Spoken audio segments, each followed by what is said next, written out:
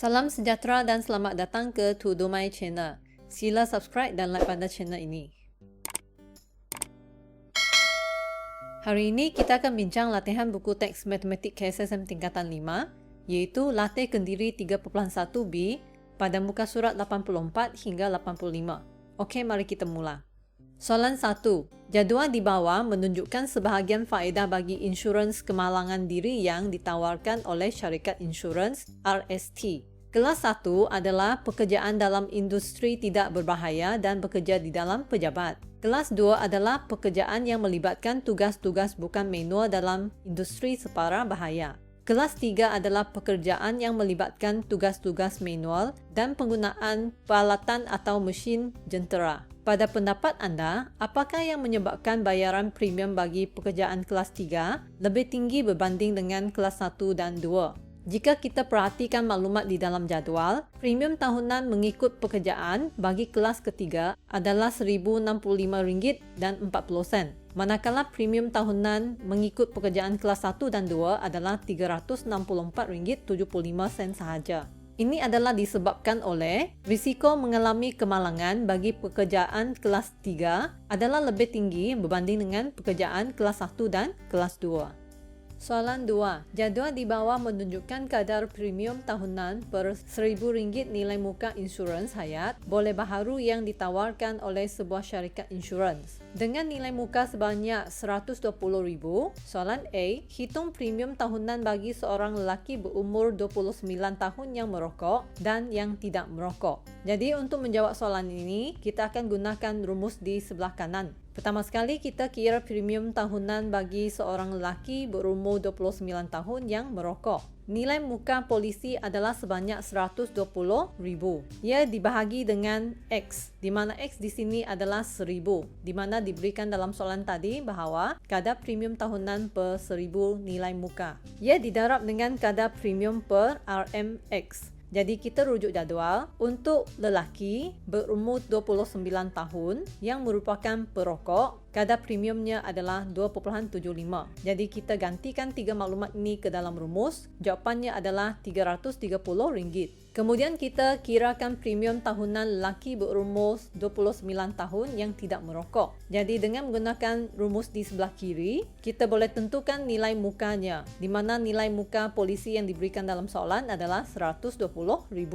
Kemudian RMX di bawah itu adalah sama dengan 1,000, iaitu dengan merujuk kenyataan kadar premium tahunan per RM1,000 nilai muka di dalam soalan. Seterusnya, untuk dapatkan kadar premium per RMX ini, kita rujuk jadual di atas. Bagi seorang lelaki berumur 29 tahun yang tidak merokok, maka kadar premiumnya adalah 2.12. Kita gantikan tiga nilai ini ke dalam rumus, maka jawapannya akan sama dengan RM254.40. Soalan B. Hitung premium tahunan bagi seorang perempuan berumur 30 tahun yang merokok dan yang tidak merokok.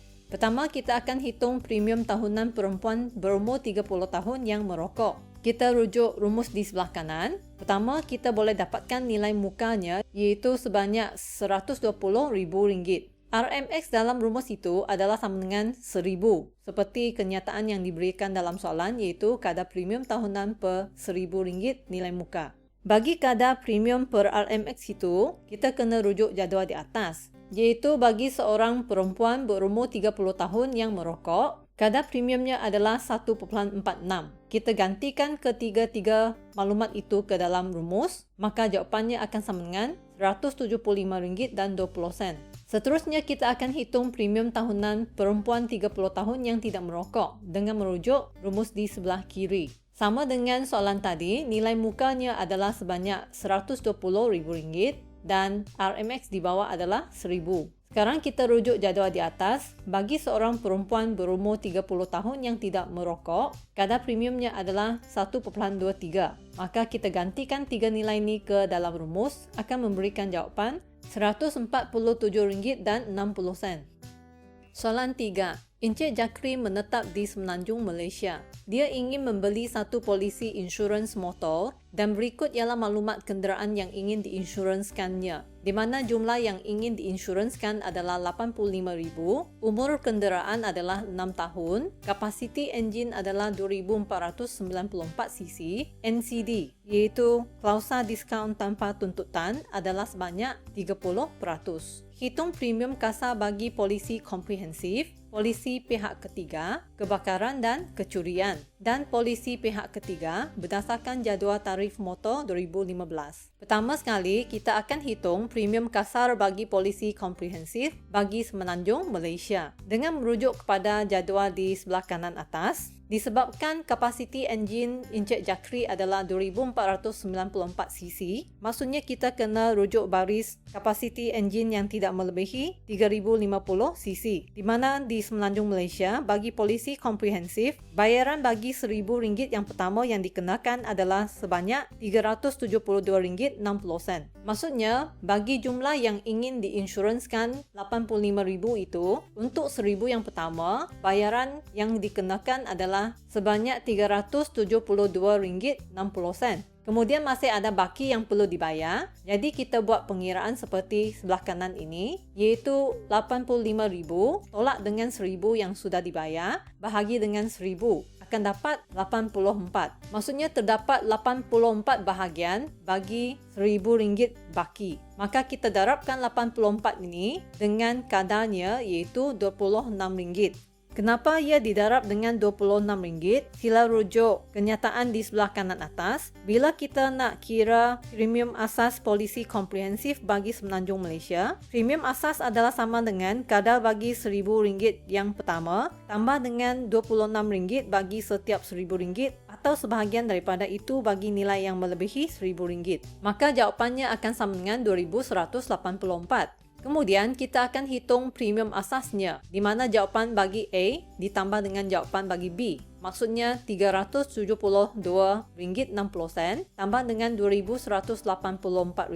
Jawapannya sama dengan RM2,556.60. Kemudian kita akan kira NCD-nya. NCD di sini adalah diskaun yang diberikan iaitu sebanyak 30%. 30% itu akan dibahagi dengan 100%, kita akan dapat kadar 0,3. Di mana 0,3 ini didarab dengan jawapan DC iaitu premium asas akan sama dengan RM766.98. Langkah terakhir, kita akan hitung premium kasarnya, iaitu jawapan C tolak dengan jawapan D. Premium asas tolak dengan NCD yang diberikan, iaitu RM2,556.60 tolak dengan RM766.98. Oleh itu, premium kasar yang perlu dibayar adalah RM1,789.62. Untuk bahagian ini, kita akan hitung premium kasar bagi polisi pihak ketiga, kebakaran dan kecurian.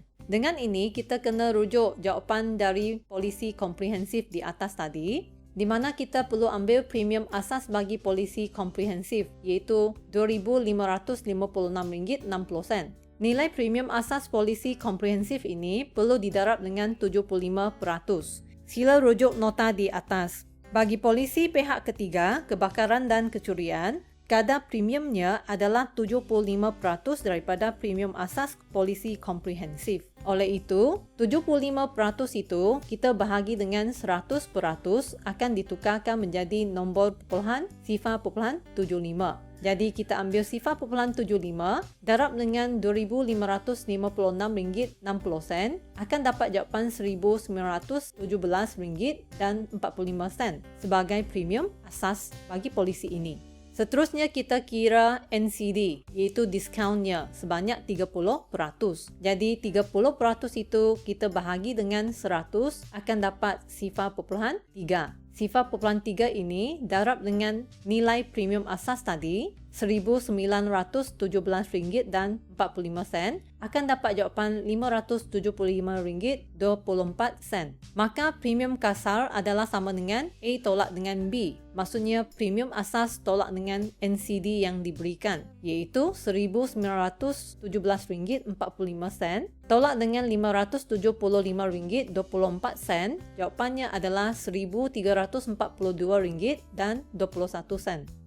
Sekarang kita akan hitung premium kasar bagi polisi pihak ketiga. Sila rujuk jadual di atas. Disebabkan kapasiti enjin motor Encik Jakri adalah 2494 cc, maka kita rujuk jadual di Semenanjung Malaysia bagi kapasiti enjin yang tidak melebihi 3050 cc. Untuk polisi pihak ketiga, bayaran yang dikenakan adalah RM167.40. Kemudian kita lihat NCD yang diberikan, iaitu diskaun 30%. 30% itu kita bahagi dengan 100% akan sama dengan 0.3.